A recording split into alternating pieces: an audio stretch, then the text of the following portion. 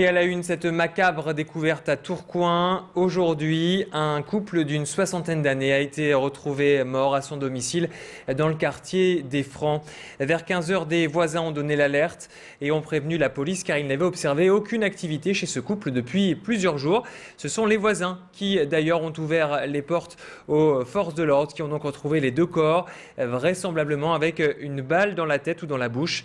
Il pourrait s'agir d'un suicide avec une seule arme, un 22 long rifle.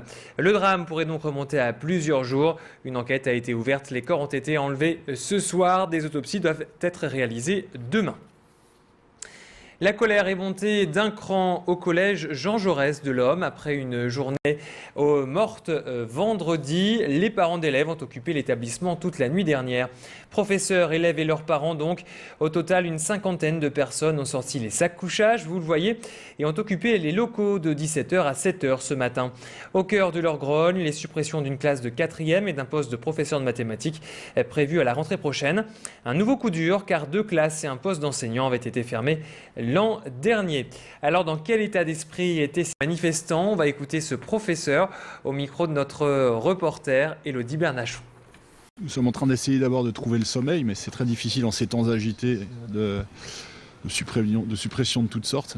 Le gouvernement nous explique que pour faire de la qualité, la quantité n'est pas quelque chose à considérer. Nous, au Collège Jean Jaurès, nous sommes persuadés par expérience, et une expérience qu'on aimerait bien qu'on prenne en considération, que travailler à 30 dans une classe n'est plus du tout la même chose que de travailler à 24. Ça fait plus d'1 an qu'on essaye de le faire savoir par tous les moyens, et ça n'est toujours pas considéré. Voilà pourquoi ici nous prenons racine en quelque sorte.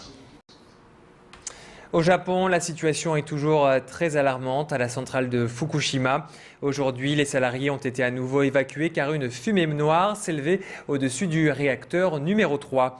À Tokyo, les autorités ont également demandé de ne plus donner aux bébés de l'eau du robinet, le taux d'iode radioactif relevé étant 2 fois supérieur au seuil recommandé. Depuis le début de cette catastrophe, des vapeurs radioactives se sont échappées de cette centrale et ce nuage passe sur notre pays. Mais l'ASN, l'autorité de sûreté nucléaire, se veut rassurante. Ces masses d'air contiennent des quantités tellement faibles de produits nocifs qu'elles ne seraient même pas détectables.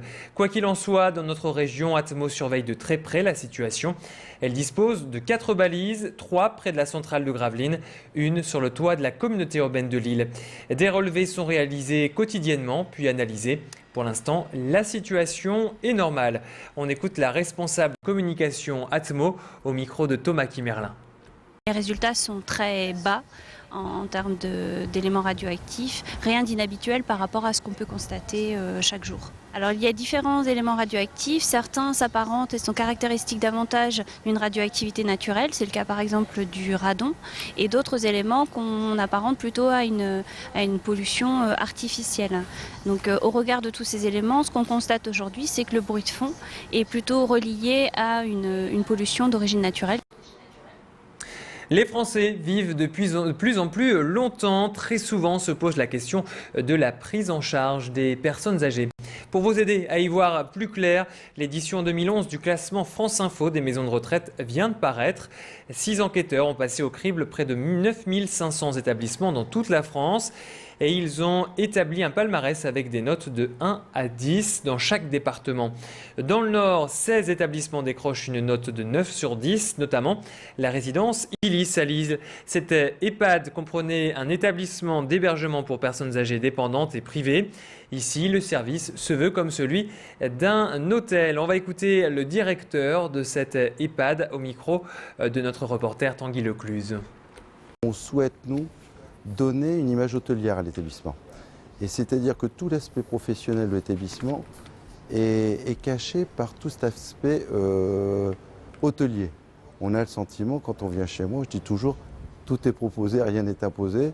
Je veux que ce soit le Club Med, bon, je veux que les gens soient contents, ravis, même s'ils ont des soins. Je dis que le moment de convivialité de la table, ce n'est pas une corvée, au contraire, c'est un vrai plaisir pour le résident de venir se restaurer, de participer aux animations. Nous, ce qu'on souhaite, c'est que les gens se sentent dans l'établissement comme chez eux. D'ailleurs, pour rentrer dans leur appartement, il y a des sonnettes. Cette question sur Grand Lille TV, êtes-vous locavore? Vous faites peut-être partie de ce mouvement sans même le savoir. Les locavores, ce sont des consommateurs qui se nourrissent essentiellement de produits locaux. Et désormais, ils possèdent une boutique qui leur est entièrement consacrée dans le centre de Lille. Envie d'ici, ils ne proposent que des produits cultivés ou fabriqués dans un rayon de 150 km autour de la métropole. Mais le concept va plus loin. Mathieu et Amaury, les deux fondateurs, ont développé leur propre philosophie. La marge réalisée est clairement affichée sur les étiquettes. Le coût de l'empreinte carbone est incluse dans les prix et réinvesti dans des projets environnementaux. Dans un souci de consommation verte, Mathieu et Amaury livrent même les courses chez leurs clients, mais en vélo. On va écouter Amaury au micro de Thomas Kimerlin. Il nous détaille les étiquettes des produits. Pour nos étiquettes, on a une éco-compensation pour chaque produit en fait, donc c'est un peu comme quand vous achetez de l'électroménager, il y a une taxe qui est reversée.